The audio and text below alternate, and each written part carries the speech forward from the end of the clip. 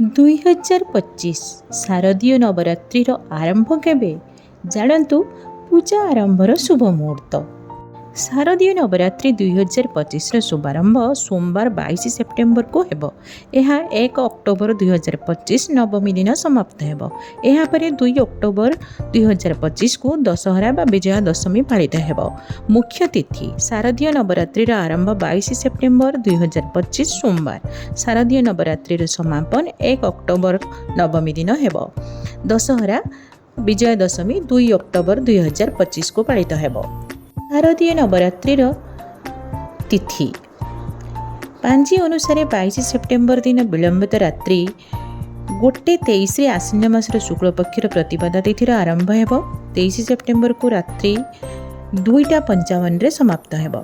सनातन धर्म रे सूर्योदय तिथिर गणना करा जाए, तेणु 22 सेप्टेम्बर सोमवार दिन शारदीय नवरात्रि आरंभ हेबो। 1 अक्टोबर दिन शारदीय नवरात्रि समाप्त हेबो। 2 अक्टोबर दिन दशहरा ने विजया दशमी पालित हेबो। शारदीय नवरात्रि 2025 22 सेप्टेम्बर माँ शैलपुत्री पूजा हेबो। 23 सेप्टेम्बर माँ ब्रह्मचारिणी पूजा।